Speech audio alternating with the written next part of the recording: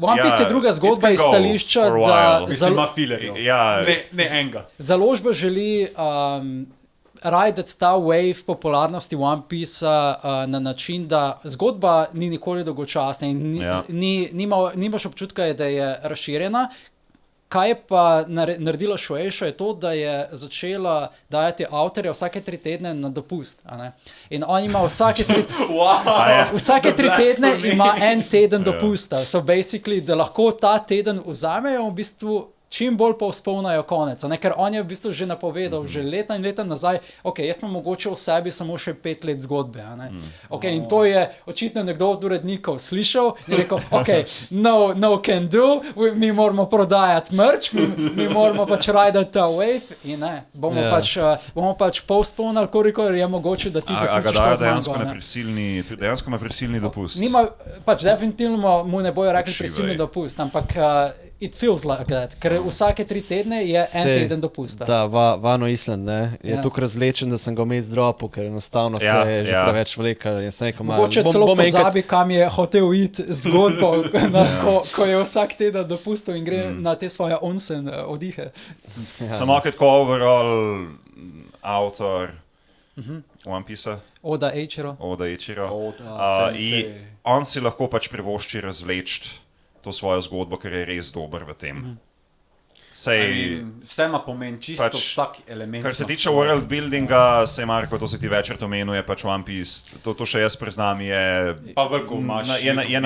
na vrhu, pač, kar se tiče tega. Hočem reči, me bo kdo vprašal, kaj je paragon sestavljanja svetov, bom vedno omenil One Piece kot eden od glavnih predstavnikov. Zato, ker je, vidi se, da je gradil na dobrih temeljih. Se pravi, je imel zgodbo verjetno že nekaj časa v glavi in do sedaj mislim, da je poimenovanih več kot 500 likov. Se pravi, predstavljate si 500 likov, ki imajo nek backstory, ki imajo nek pomen.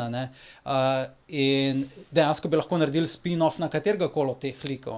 In to je dejansko tudi mogoče želja. Veliko fanov sem bral pred kratkim na online forumih, na Redditu naprimer.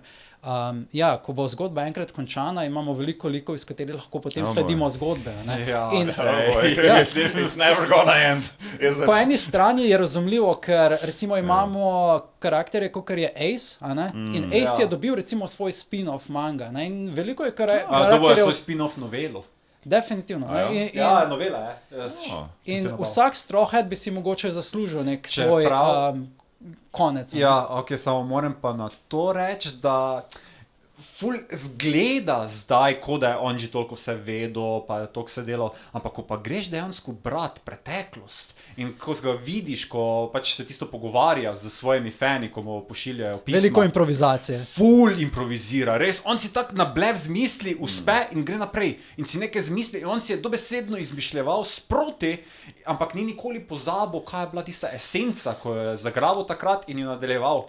Ker včasih si določene plotline izmislijo on the fly. Slišal sem zgodbo in ne vem, če je resnična, ampak da sta šla on in ustvarjalec Naruta, Kishimoto, v izakaju, skupaj sta šla pit in je rekel Kishimoto, če hočeš, da tvoja zgodba zares zagrabi, moraš ubiti enega od glavnih karakterjev. In takrat smo bili glih in the middle of Marineford. Če se kdo spomni, to je bila velika vojna.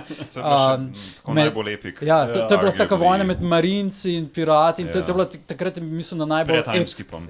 Pred timeskipom, tako full epske razsežnosti, kjer je, spoiler alert, Ace umrl.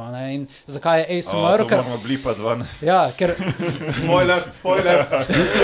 In zakaj je on umrl, je zgodba o tem, da sta šla s Kishimotom, Kishimotom je prosto rekel, moraš Ace so that's the story, but we don't know, we will never know if it's true or not.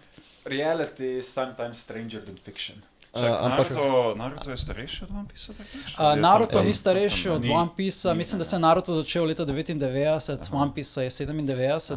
One Piece je začel sicer z enim one shot, ne?